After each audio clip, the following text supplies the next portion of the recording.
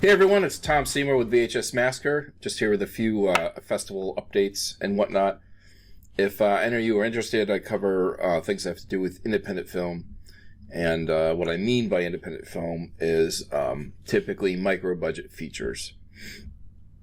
So I tend to talk about more about films like that, films made by companies like Troma or Lloyd Kaufman, also Sean Phillips is a filmmaker that seems to have broken out in the last maybe 10 years. So there's a lot of micro budget, I like to call them, features that are that have been really influential and you know, I mean, even sci-fi films, you know. But so I'm going to talk a little bit about some of the projects I've been working on. There's a few things. Typically, when I make a film, I've directed 10 feature-length films, and usually when I write a script, I'm like, I'm writing it for the purposes of shooting. So I tend to limit myself to things that I think are shootable within a reasonable budget. And my budgets are small. I think the largest, you know, budget with cash on hand was still under 20K. Probably about 14, 15K. It's the highest I ever went. Now, you can debate me doing post-production for like a year, like what I would pay myself to direct and all that stuff, and that would push the budget way up, as well as the people who volunteer. But if we're talking about cash on hand, you can easily make a film for $10,000. It's not that big of a deal. But so I tried my hand at just writing a screenplay for the sake of writing the screenplay. I didn't exactly know what I was going to do with it, except I thought, well, I'd dabble with film festivals and screenwriting competitions, because that's an area that I never explored. I've entered film festivals a lot with my films. As a matter of fact, VHS Massacre 2 did really well, has maybe 23 wins or something like that. 23 wins, maybe 30, 40 official selections. And some of them from fairly large festivals like San Francisco Indie Fest or Chicago Horror or Vancouver Horror Show. I think Toronto Film Awards was nominated.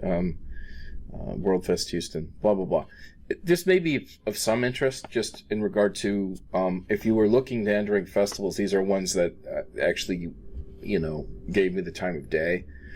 Unlike larger festivals like Sundance and Slamdance, I've really grown to not want to participate in those. As a matter of fact, when I entered Slamdance, there's a questionnaire that just wants to know all about you, how much money you make, and like all this weird criteria that I'm not comfortable answering. And frankly, because I've been shut out of Slamdance and Sundance and Tribeca, more of the frankly corporate film festivals, and they are corporate because they were bought and sold years ago. But like, I've just been not able to participate in them.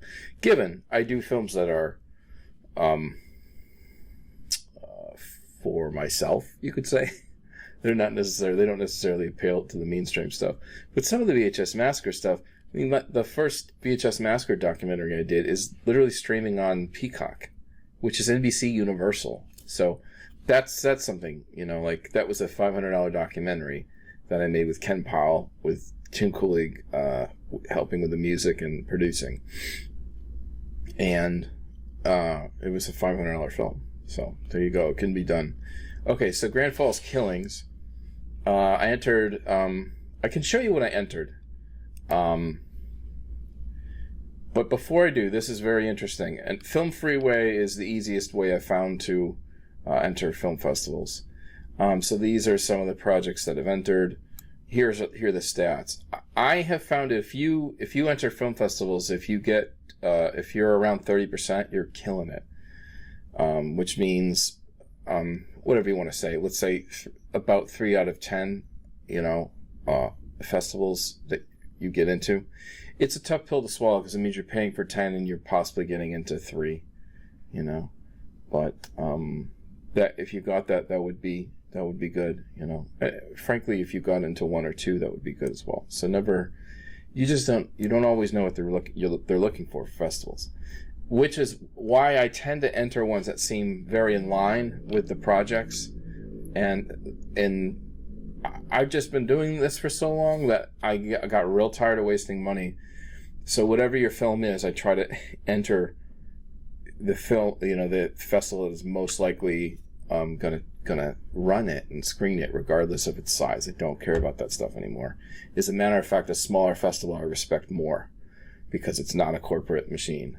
Not that I'm against capitalism. It's just like as a no-budget filmmaker, an independent filmmaker, we're not really on their radar, and we're not in the ecosystem. So if you don't have a producer's rep to sell your film, or if you don't have an agent for you personally, you're not in their food chain. So it's less likely that they're going to take your film. But you never know. So I'm not saying don't enter the top 10, and I'll show you that I actually haven't entered one or two. Okay, so this is some of the statistics. I got lucky here. I just started entering festivals, so you see the 67% selection rate. That sounds really good, but keep in mind, I just started. It's gonna slowly drift down probably. Exorcism of Fleet Marriage. Look at this: 61 submissions, 13 selections, 28% selection rate. I recently re-entered a bunch of festivals for this. This is what dropped this to 28%. Because it's going by your total entries. So this, prior to this, was above 30%. 28 might as well be. So if I look at this film, I'll start with this, Exorcism of Fleet Marriage. This is going to hit digital release in, this is a horror feature. This is going to hit digital release in May 16th. And the trailer's online if you want to look it up. So here are some of the screenings and wins. This just came in. Sydney Paris, best horror film.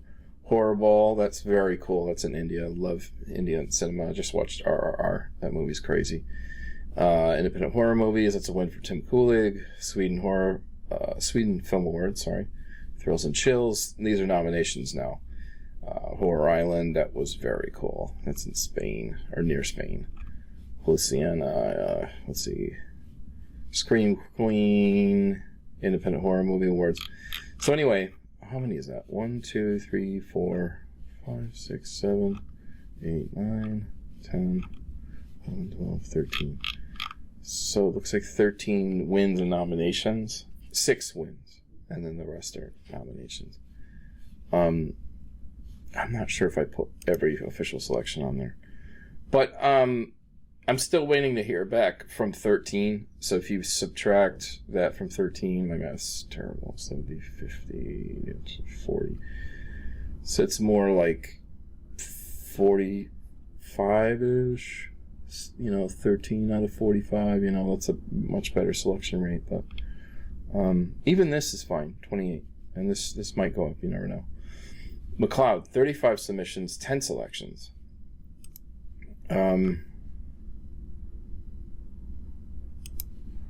See, Cannes World, that's a rival film festival to Cannes that happens at the same time in the same area. So I was very proud of this.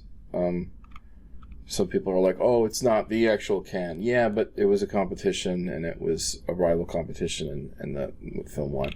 McLeod, this documentary is about Kevin McLeod, who is... He wrote over 2,000 songs and gave them away for people to use for free, as long as they gave him credit. So he's a real pioneer in the music industry. So is Tim Kulig, actually, follows in his footsteps, who scores some of my stuff.